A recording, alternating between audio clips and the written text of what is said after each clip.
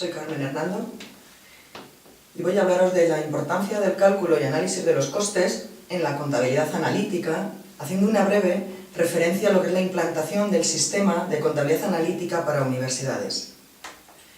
El concepto de contabilidad de costes, como una rama troncal de la contabilidad de gestión, comporta un sistema de información empresarial que permite determinar el coste de la producción obtenida por la empresa durante un determinado periodo de tiempo y cuya finalidad es el logro de los objetivos.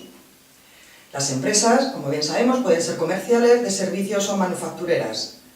Su representación gráfica siempre será la de un consumo de bienes y servicios que sean necesarios para obtener nuevos bienes y servicios dentro de la empresa.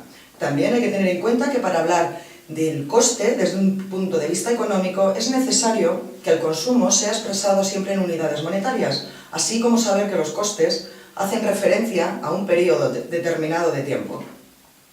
Los objetivos que nos marca la contabilidad de costes, en primer lugar, es medir y valorar el coste de los productos y servicios de la empresa, así como los inventarios de existencias, comparar con los ingresos por ventas, los costes que obtenemos, analizar los costes para mejorar la eficiencia interna de la empresa y servir de base para la planificación y el control de la actividad interna y con ello ayudar a la toma de decisiones.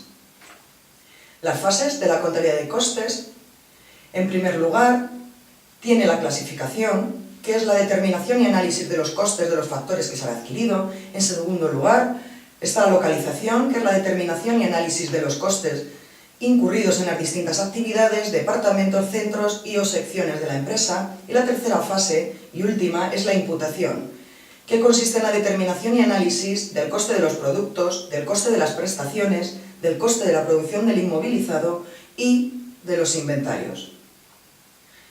Vemos gráficamente las tres fases de la contabilidad de costes. Observamos que dentro de la fase de localización encontramos los centros de aprovisionamiento y transformación que forman parte directamente del coste industrial del producto terminado. Seguidamente tenemos los centros de costes como el de comercialización, administración o subactividad, que ya pasan a formar parte de lo que son los márgenes de resultados dentro de la empresa.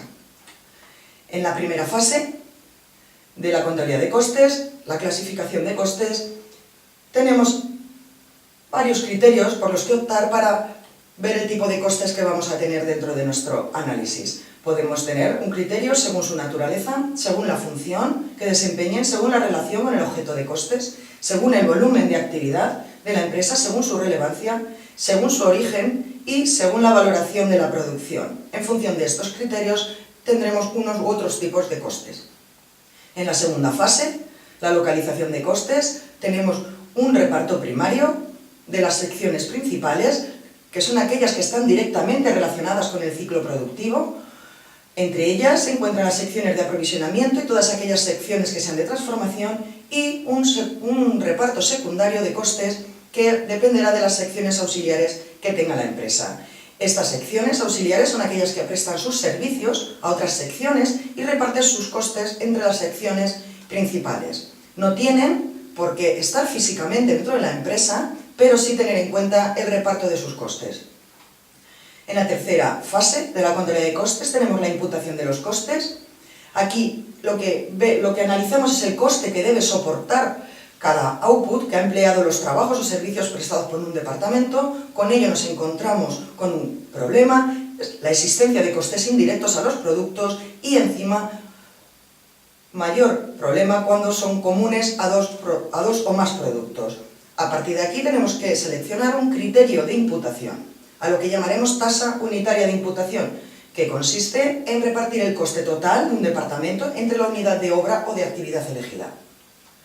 Por tanto, los costes de un determinado departamento que sean imputables a un determinado producto se obtendrán con una tasa de imputación de este departamento multiplicado por la actividad que este departamento en sí tenga destinado al determinado producto con el que estábamos nosotros trabajando. En la imputación de los costes a los productos o servicios, no debemos olvidar que las existencias iniciales o finales de productos en curso, cuando existen dentro de la empresa, son las primeras en completarse y, junto a los costes operativos de aprovisionamiento y transformación, van a conformar el coste industrial del producto terminado.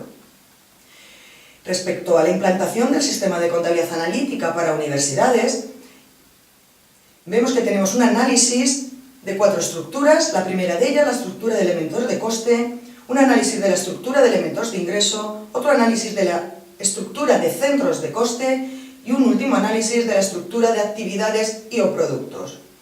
En segundo lugar, se debe llevar a cabo en este sistema una relación entre estas estructuras que acabamos de citar. Seguidamente, debemos buscar los criterios de asignación de costes entre estas estructuras y, por último, tendremos una comparación entre costes e ingresos, que es realmente el output que este sistema de contabilidad analítica pretende en las universidades. Dentro de esta comparación de costes e ingresos la llevaremos a cabo a través de unos informes normalizados y unos indicadores. La finalidad de este sistema de contabilidad analítica en las universidades no es otra que la comparabilidad entre los outputs que de cada sistema personalizado de la contabilidad analítica pueda obtener cada universidad. Para ello, como hemos visto, hace una separación de estructuras entre centros, actividades, etc. Pero todo ello no puede implicar, de momento, una uniformidad. Solo se comparará aquello que sea homogéneo y no podrá compararse lo que sea diferente o particular de cada ente. La información que obtenemos con la contabilidad analítica son unos informes numéricos que siempre deben ir acompañados de informes descriptivos relevantes que puedan explicar tanto las características como las peculiaridades de esta información. Asimismo, se debe evitar el análisis sesgado que el informe numérico en sí mismo podría provocarnos. Muchas gracias por vuestra atención.